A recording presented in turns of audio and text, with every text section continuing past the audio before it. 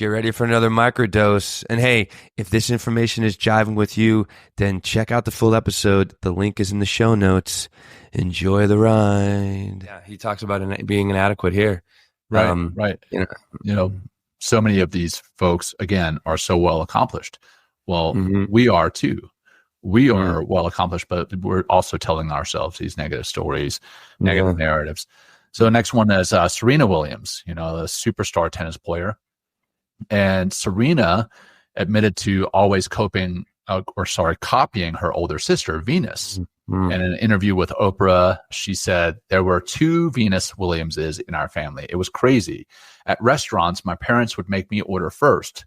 But once Venus ordered, I would change my mind. It was tough for me to stop being Venus and to become the person I am. And that's Serena Williams. I mean, superstar, super successful, and has gone on to, superstardom. But she still struggled with it. And, that's in the athletic realm. On the entrepreneurial side, the CEO side, that's one. So I do some executive coaching and I talk with CEOs, and a lot of them tell me, hey, I'm struggling with not feeling like I can run this company. I'm overwhelmed. I'm not good enough.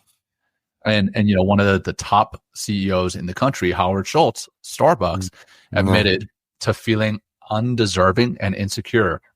And in an interview with the New York Times, he said, very few people, whether you've been in that job before or not, get into the seat and believe today that they are now qualified to be the CEO. They're not going to tell you that, but it is true. It is true. And yes, I haven't been a CEO of a multi-billion-dollar company, but I've been the executive officer of SEAL commands, and I've done operations officer positions, and I've gotten these different promotions. And every single time I got promoted and got into a new position, I felt, oh man, I'm not good enough to be here. I'm not smart enough to be here. They are going to see me as a fraud, and I'm going to fake it until I make it, or I'm going to fake it until they call me out on it. And there's, even times when when I'm done with that position, when I was done with the executive officer and operations officer position, when I was done with those positions, I was like, whew, all right, I made it, and nobody noticed I was faking it the whole time. When I wasn't faking it. I was actually learning the ropes as I was going along, felt that I actually did have control, and I got over it. All right. So that's the CEO or leadership position. No, I like what you're saying there, John. And it's like, you say faking it, but it's like you're doing the best you can with the experience that you have, with the tools that you have at your disposal. I mean, just like any CEO, I mean, that's a massive responsibility to step into, especially a large role like Starbucks, but also for yourself. I mean, you're in charge of the lives of I don't know, hundreds of people potentially, or something like that. And it's you're in charge of making everything run smoothly and dotting all the I's and crossing all the T's. And plus, if something does go wrong, it's your head that's kind of on the chopping block.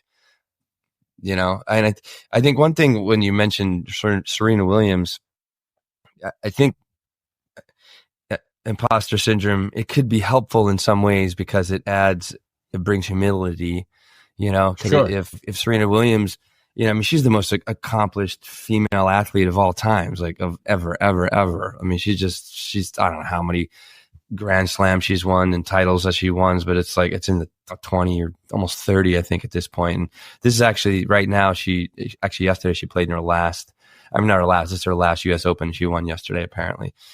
But there is I think there is a benefit a little bit about, having questioning your skills so you can actually prepare and, add humility and keep showing up at the tennis court and just finding more skill within. So I just wanted to put that out there. Should I go to Natalie Portman or anything you want to mention? No. I think you covered some great bases there. Let's go with some more. So Natalie Portman, in her 2015 Harvard commencement speech, Portman said, quote, "Today, I feel much like I did when I came to Harvard or Harvard Yard as a freshman in 1999.